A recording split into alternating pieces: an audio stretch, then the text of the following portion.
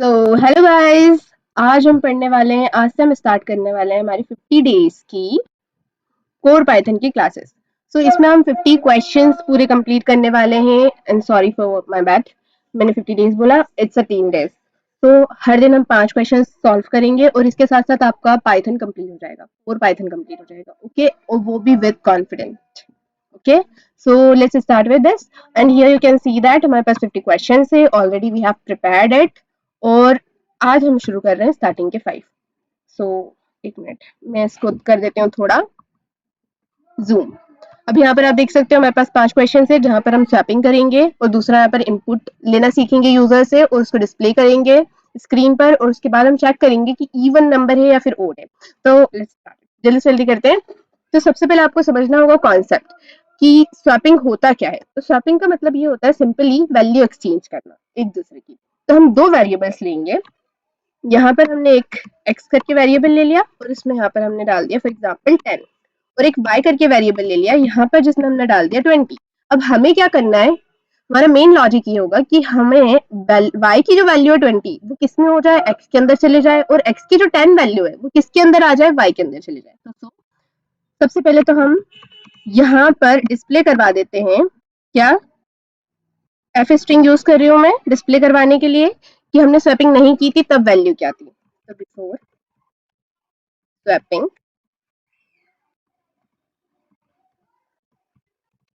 x की value क्या थी हमारी, तो इससे x आ जाएगा एंड y की वैल्यू आ जाएगी। इसको रन करके देखते हैं।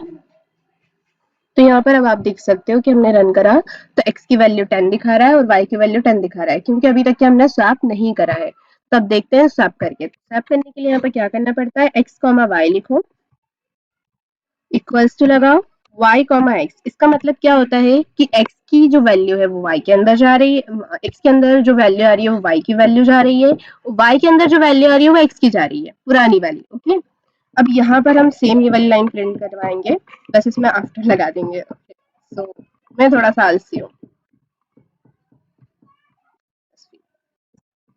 तो यहाँ पर मैंने after.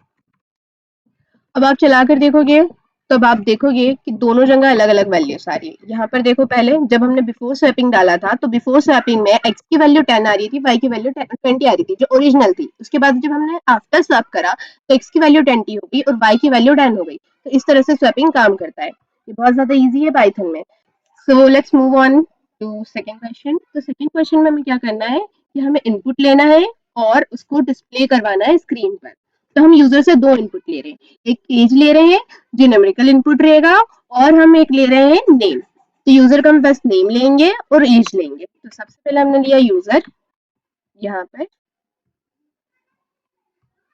Sorry user dash name. अब यूजर डैश नेम कैसे लेते हैं, आपको इनपुट फंक्शन यूज करना रहता है यहाँ पर ये।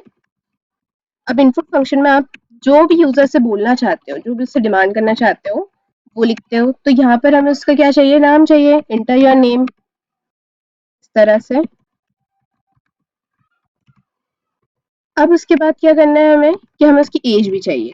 तो यहाँ पर हमने यूजर एज करके एक वेरिएबल बना लिया, इंट लगाना पड़ेगा क्योंकि हम जो एज लेने वाले हैं वो किस में होगी, नंबर्स में होगी, वो किस में नहीं हो सकती, स्ट्रिंग्स में नहीं हो सकती है। तो यहाँ पर आपने इंट लगाया, इंट के अंदर इनपुट फंक्शन। अब इनपुट फंक्शन के अंदर आप लिखोगे क्या, एंटर योर एज। अब उसके बाद क्या करना है हमें सिंपली कुछ नहीं करना है, सिंपली यहाँ पर लिखना है प्रिंट फंक्शन लिया हमने, और इसके अंदर हम लगाएंगे एफ स्ट्रिंग यूज कर लेना, और यहाँ पे लिखेंगे वेलकम।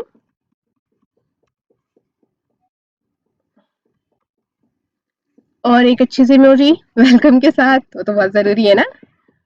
तो वेलकम करके और यहाँ पर हम यूजर का नाम प्रिंट करवा देंगे, यूजर डैश नेम, जो हमने किस में रखा था, यूजर डैश नेम के वेरिएबल में रखा था, अंडरस्कोर नेम के। एंड ये करने के बाद हम क्या करेंगे, यहाँ पर एक और प्रिंट फंक्शन लेंगे और इसके अंदर लिखवाएंगे योर एज इज, इसके अंदर क्या ले लेंगे हम, यूजर डैश एज को प्रिंट करवा देंगे। अब एक बार चलाकर देख लेते हैं इसे। यू कैन सी यहाँ पर आपसे क्या मांग रहा है, आपका नेम मांग रहा है, तो यहाँ पर मैंने कुछ भी नेम एंटर कर दिया, जैसे कि सुरेश। अब उसके बाद मैंने यहाँ पे एज डाल दी 21, तो क्या आ रही है, welcome Suresh, your age is 21। समझ में आया? इस तरह से इनपुट लेते हैं और इसको डिस्प्ले करवाते हैं स्क्रीन पर। तो let's move on third question. अब थर्ड क्वेश्चन की तरफ बढ़ते हैं। थर्ड क्वेश्चन में उन्होंने क्या बोला है कि हमें चेक करना है कि नंबर इवन है या ऑड है। तो यहाँ पर एक मैंने नंबर नाम का वेरिएबल बना लिया और इसके अंदर लिख दिया फॉर एग्जाम्पल 8 लिख दिया। ठीक है, तो आपको पता होना चाहिए इसके पीछे का लॉजिक कि इवन कब होता है नंबर, जब होता है जब आप 2 से उसको डिवाइड करो और जब 2 से आप उसको डिवाइड करो और क्या है, 0 आए, राइट, उसका मॉड्यूलो क्या है, 0 आए, तो जब क्या होता है वो नंबर इवन हो जाता है, अदरवाइज इट इज ओड। तो यहाँ पर मैंने क्या करा, नम परसेंट टू मॉड बोलते हैं, हाँ परसेंट से हम क्या डिनोट करते हैं, मोड। तो अगर ये हुआ तो यहाँ पर हमें क्या प्रिंट करवा देना है, सिंपली हम प्रिंट करवाएंगे यहाँ पर इवन। इससे पता चल जाएगा कि हमारा जो नंबर है वो क्या है, इवन है। एल्स दिया हमने, कोई बात नहीं, यहाँ पर हमने प्रिंट करवा दिया ऑड। तब इसको भी हम एक बार चेक कर लेते हैं। तो ये जो हमने सब करा था इसको थोड़ी देर के लिए हम कमेंट कर देंगे, क्योंकि अगर हम पूरा प्रोग्राम रन करेंगे एक ही फाइल में, क्योंकि मैं पांचों के पांचों प्रोग्राम लिख रही हूँ, तो क्या होगा इससे कि फिर से मुझे नाम मांगेगा और एज मांगेगा। तो यहाँ पे क्या बताया, नंबर क्या है, इवन है, क्योंकि 2 8 से डिविजिबल, 8 2 से डिविजिबल है इसलिए। अब थोड़ी देर के लिए एक बार उसका भी करके देख लेते हैं हम। इसको बंद करते हैं, ऑड नंबर का भी देख लेते हैं। तो यहाँ पे फॉर एग्जांपल हम सब जानते हैं कि 7 सिर्फ 7 से डिविजिबल होता है और किसी नंबर से नहीं होता है, 2 से तो बिल्कुल भी नहीं। तो अब यहाँ पे 7 लिखा है, तो 7 के आगे क्या आना चाहिए, ऑड आना चाहिए। Let's see, as you can see यहाँ पर ओड आ रहा है। अब हम मूव ऑन करते हैं हमारे फोर्थ क्वेश्चन की तरफ। फोर्थ क्वेश्चन क्या है कि हमें एक टेबल बनाना है, टेबल प्रिंट करवाना है, मल्टीप्लिकेशन करना है, एक नंबर लेना है और उसका हमें मल्टीप्लिकेशन टेबल प्रिंट करवाना है। तो हमने यहाँ पर फॉर एग्जांपल मैंने नंबर ले लिया 2, ठीक है। अब इसके लिए हमें क्या करना है, फॉर आई, हम फॉर लूप ले रहे हैं, आई इन रेंज, अभी कहाँ तक के चलना चाहिए। तो आपको पता होगा कि हमारा जो टेबल होता है वो कैसा दिखता है, 2 into 1 into 1 equals to 2, 2 into 2 equals to 2। समझ में आ रहा है, मतलब कि एक बीच की वैल्यू चेंज होती है, बाकी स्टार्टिंग में जो सिंटेक्स रहता है वो 2 2 2 2 2 2 रहता है। ठीक है, तो हमें जो हमारा चलवाना है वो कहाँ तक के चलवाना है, हमें 11 तक के लेना है। रेंज कहाँ से स्टार्ट होगी, 1 से स्टार्ट होगी, क्योंकि टेबल हमेशा कहाँ से स्टार्ट होता है, 2 1 से स्टार्ट होता है। वो कहाँ तक के जाता है, 10 तक के जाता है। लेकिन अगर हम 10 लेते हैं तो ये कहाँ तक की रुकेगा, रेंज कहाँ तक की रुकेगी, 9 तक के। इसलिए हमें कहाँ तक की लेना पड़ेगी, 11 तक के। तो समझ आया। अब आगे हमें क्या प्रिंट करवाना है इसमें, वो देखो। हमें यहाँ पर प्रिंट करवाना है, एफ स्ट्रिंग ले लो। सबसे पहले आपको क्या प्रिंट करवाना है कि जो हमारा नंबर है,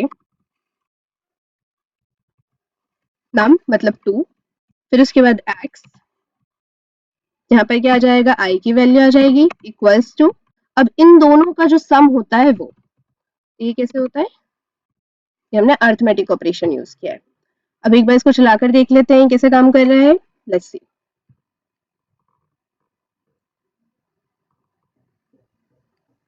एज यू कैन सी यहाँ पर टेबल पूरा प्रिंट हो गया, 2 1 2 पूरा की पूरा कहाँ तक की गया, 10 तक की गया।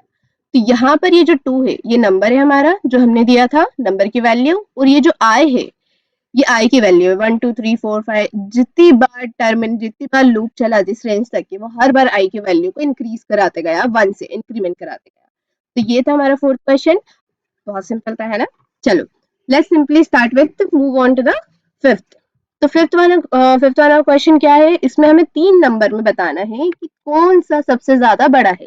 तो यहाँ पर मैंने फॉर एग्जांपल यहाँ पर मैंने एक ए ले लिया, ए के अंदर कुछ वैल्यूज डाल देते हैं, डाल देते हैं, बी के अंदर डाल देते हैं, 10 को कभी नहीं भूलना चाहिए, तुम्हें पता है ना।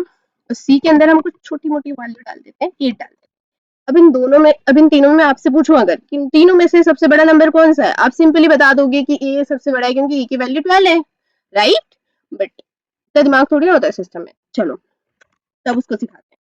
तो क्या करना है हमें यहाँ पर, सबसे पहले तो हम कंपेयर करेंगे एक वेरिएबल को दो बाकी के दो अदर वेरिएबल से, कि ए है जो, अगर वो बड़ा है, सबसे पहले तो ऐसा भी हो सकता है, क्या हो सकता है कि ए है जो वो बी से बड़ा है, हो सकता है, राइट, ए बड़ा हो सकता है बी से। और अगर ए बड़ा होता है किससे, सी से भी, तो हम क्या बोल देंगे, हम बोलेंगे कि ए और ए ही सबसे बड़ा है, राइट। तो यहाँ पर हमने प्रिंट करवा दिया क्या, ए इज द लार्जेस्ट, और ए की वैल्यू भी प्रिंट करवाना चाहिए हमें। तो यहाँ ए की वैल्यू प्रिंट करा, ठीक है। अब एज इट इज अगर हमें पता करना है, अब थोड़ी देर के लिए मान लो ये कंडीशन फॉल्स हो गई, ए बड़ा नहीं है, तब नेक्स्ट कंडीशन पे जाना चाहिए। तो इसमें हमने क्या बोला कि अब बी को चेक कर लेते हैं, अगर बी बड़ा हुआ ए से और साथ साथ में बी बड़ा हुआ किससे, सी से, तो इसका मतलब क्या हो गया कि आपका जो बी है वो क्या है, बड़ा है, राइट, बी सबसे बड़ा है। एज इट इज अब क्या हो सकता है कि आपका सी भी बड़ा हो सकता है, पर इसके आगे हमारे पास कोई से और वेरिएबल, कोई से और वेरिएबल्स है नहीं है, कोई से और कंडीशंस है नहीं है। तो यहाँ पर आप सिंपली लिख दो कि अगर ये सारी कंडीशंस फॉलो हो जाती है तो आप लिख देना सी इज द लार्जेस्ट, ठीक है, ये, और यहाँ पर एफ स्ट्रिंग यूज करना था, ठीक है। अब आप लोग बोल रहे हो यहाँ तक कि हमारा काम खत्म हो गया, पर थोड़ा दिमाग लगाओ यार, ऐसा भी तो हो सकता है कि तीनों के तीनों वेरिएबल सेम हो, तीनों की वैल्यूज इक्वल हो। तो इस केस में क्या करेंगे, हमें एक और कंडीशन डालना पड़ेगी, वो क्या, कि सबसे पहले चेक करो कि अगर a double double equals to है b से and b double double equals to है c से, तो यहाँ पर आपको क्या करना है, प्रिंट ऑल आर इक्वल,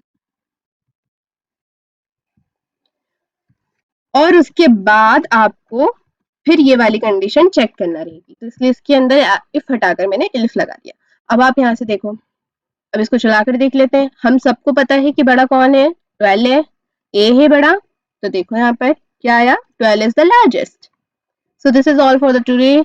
आप प्रैक्टिस कीजिए इसकी और फिर देखिएगा आगे हम किस तरह से जल्दी बढ़ते हैं। Bye bye.